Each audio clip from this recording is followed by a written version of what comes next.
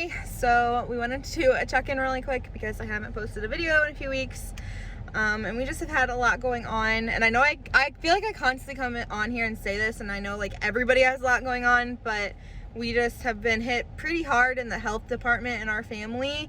And I wanted to kind of talk about that and just kind of let you guys know what we're doing as far as preps and what we're kind of foreseeing the next few months, and kind of just share our thoughts on that. So first of all, 2 weeks ago, my dad actually passed out because he had lack of oxygen, and he actually had COVID and he didn't know it. So they took him by ambulance to the hospital. He stayed there for a week at our local hospital, and then he got so bad that he actually had to be taken by ambulance to a hospital an hour away that had better care for him. Luckily, he is doing amazing. They think he's gonna make a full recovery. So it just really showed us, I guess, I don't even know how to say this, because I don't think it's changed our minds about certain things involving the virus. That's all I can say because of this platform.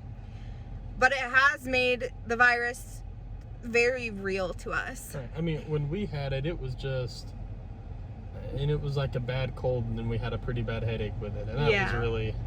And that's the crazy thing, is how much it affects every single person differently.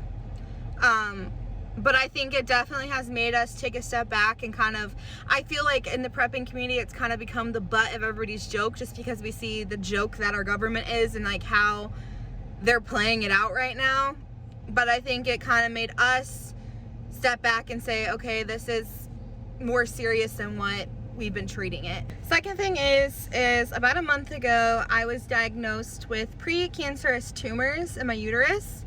If you are an old subscriber from my other channel, you would know that we were actually told that we couldn't have kids, or it would be hard for us to have kids. So my son, we consider a little miracle baby, and because of COVID, I haven't been going in and getting like my womanly checkups. So I honestly think this was a God thing, and I really think like not only our son's a miracle baby, but like he potentially saved me from progressing to full-on cancer.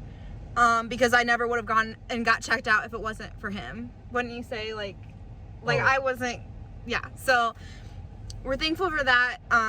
It's still scary because nobody wants to hear the word cancer, even if like pre is in front of it.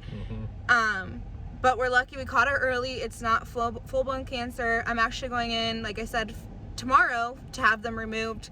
As long as I have that and do all my checkups, we should be good. So we just really feel like, although it was really scary with everything happening with my dad and my surgery happening tomorrow, like, yes, it's really like scary and like traumatizing, I guess, but like at the same time, like we're praising God so much because, you know, my dad could not have been coming home and we could have not caught this early. So we're just trying to like take a breath because it's been a really hard month between the two, helping my mom and preparing for this surgery tomorrow, and that is why we really haven't been able to jump back on the YouTube train. And we want to just like thank you guys for watching and like sticking with us. So many of you reached out and were like, oh, I'm so glad that you had a second channel, and I just appreciate that you so much. Like, I genuinely mean that. Michael genuinely means that. Like, we're excited to be here and excited to be able to interact and prep with you, and it's just like, I don't ever want you to think that we don't care because we're not making content. It's just like our family's been hit,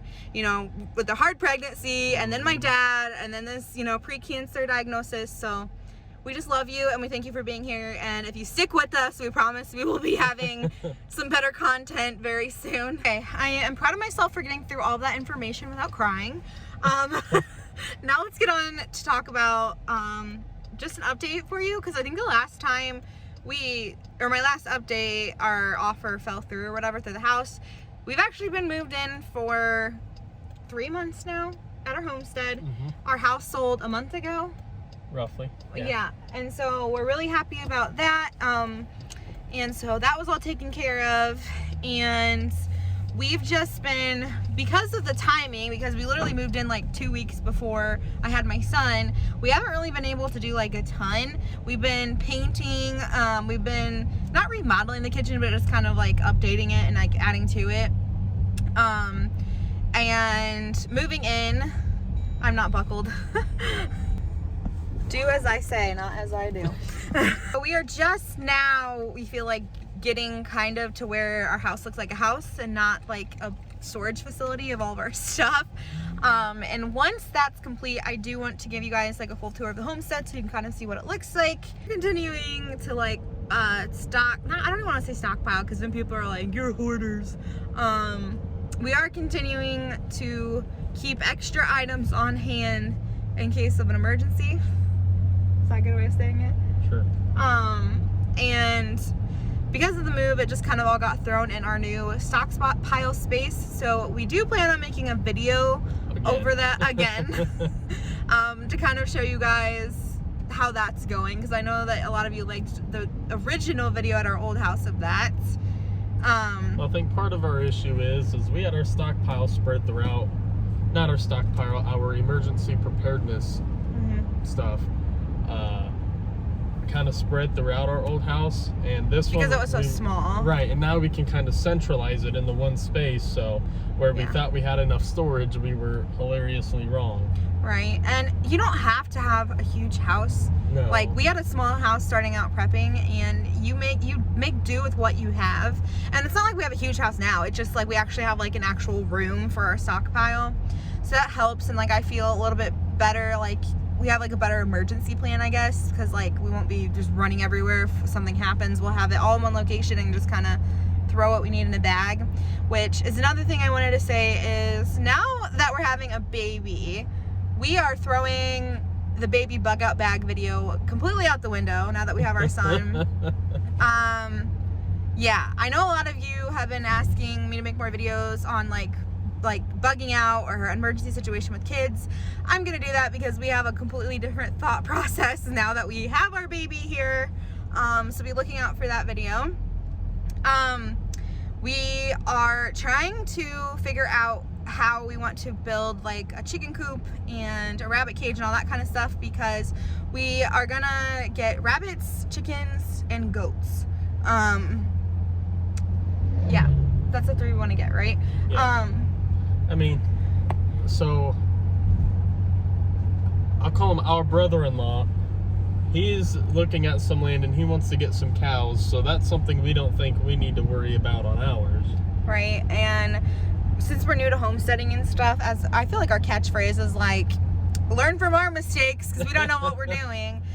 We wanted to start out with like smaller animals anyway, but because of the timing of everything going on right now, of our son, of my surgery I'm about to have, of my dad, like everything going on, we just don't think we can take them on like right now. So that is our plan for the spring. So kind of just like building their homes right now, and then in the spring going and actually getting the animals and like starting, I guess, homesteading next summer as far as animal goes. So yeah, that's the update. Our main focus on our preps right now is for this winter, because the buzzword right now is dark winter and yeah, all this stuff. So we want to make a whole video over that and kind of like what we're prepping, kind of like what we're hearing, all that good stuff.